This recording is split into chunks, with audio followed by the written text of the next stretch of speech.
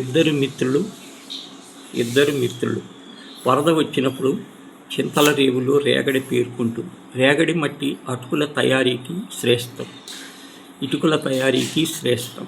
మట్టితో ఎవరు ఇటుకలు తయారు చేస్తుంటే పూరి పెద్దలు భూషయ్య వచ్చి ఎవడబ్బ సొమ్మని అడగ పెట్టకుండా ఇటుకలు చేస్తున్నారు అని నిలదీశారు. అదేమిటి బాబు, కిష్టా వచ్చినప్పుడు కొట్టుకొచ్చిన మట్టి కదా అన్నారు వాళ్ళు. సర్లే, ఈ స్థలం నాది, ఇందులో ఉన్న రేగడి మట్టి కూడా నాదే అన్నాడు భూషయ్య. వాళ్ళు తెల్లబోయి, అయితే అప్పుడేం చేయమంటారు అన్నారు. ఆ మట్టికి 200 ఇవ్వండి అన్నాడు.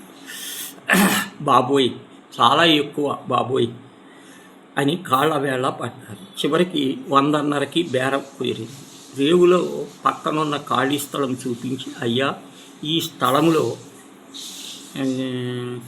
ఇటుక అనేది కాల్చుకుంటూ అది కూడా తవరిదేనా అన్నారు.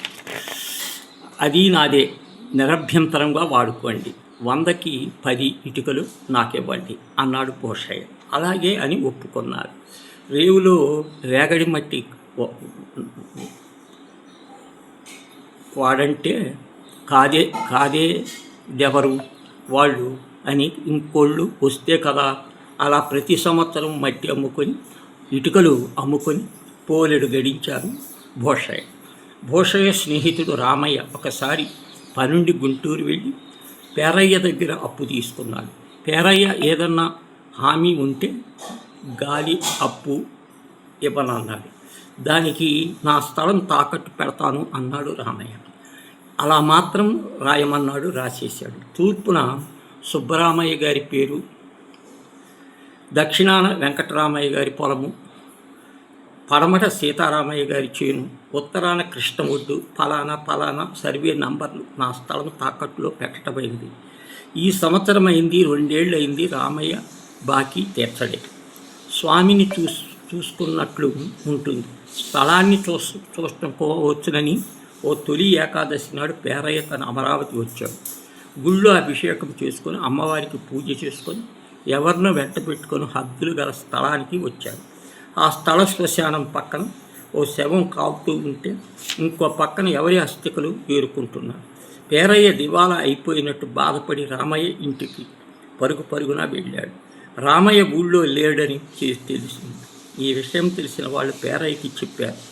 రామయ్య శ్మశానము నీకొక్కడికే కాదు, చాలామందికి తాకట్టు పెట్టి అప్పులు తెచ్చాడని రామయ్య, భూషయ్య, ఆంజనేయ స్వామి రేవులో స్నానం చేస్తూ, ఒరే, కిష్టలో కొట్టుకొచ్చిన రేగడి అమ్మేనా అని ఒకరంటే, నేను శ్మశానంలో మళ్ళీ తాకట్టు పెట్టానా అని ఇంకొకరు అన్నారు. ఇద్దరూ నవ్వుకున్నారు. సరే, మరి పంచాయతీ బోర్డు ప్రెసిడెంట్ నేను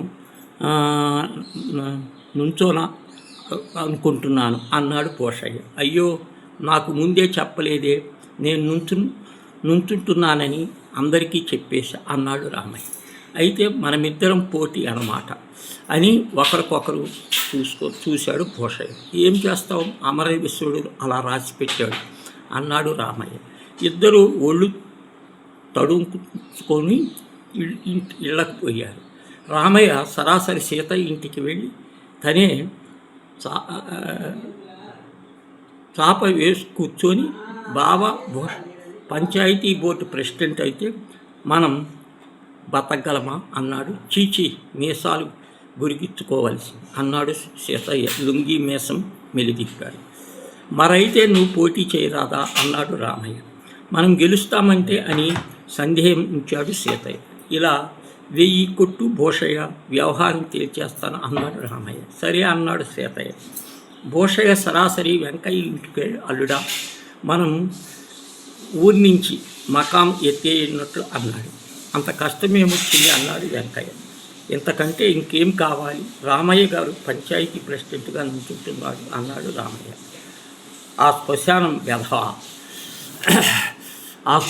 వ్యధ మన బతుకులు ఎందుకు, మన జన్మ ఎందుకు అని అనుకోవటం కాదుగా. నువ్వు ఎదురుగా పోటీ చేసి వాడిని చిత్తుగా ఓడించి శ్మశానానికి పంపించాలి అన్నాడు భూషయ్య. సై 2000 పట్టాడు భూషయ్య.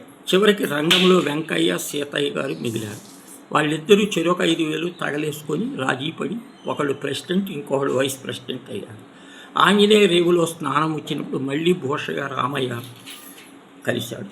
ఏరా బాగున్నావా అంటే బాగున్నావా అని పలకరించుకున్నాడు. ఒరే ఈ తలవ దేనికైనా పోటీ చేసేటప్పుడు నాకు చెప్పి చెయ్యి అన్నాడు భూషయ్య. నువ్వు అదే చెయ్యబోయి అన్నాడు రామయ్య. ఒరే మనమిద్దరం కలిసి పనిచేస్తే ఎలా ఉంటుందంటావు అన్నాడు భూషయ్య. దివ్యంగా ఉంటుంది అన్నాడు రామయ్య. ఇద్దరము నవ్వుకున్నారు. నీవులు చరుచుకున్నారు, ఈపులు చరుచుకున్నారు.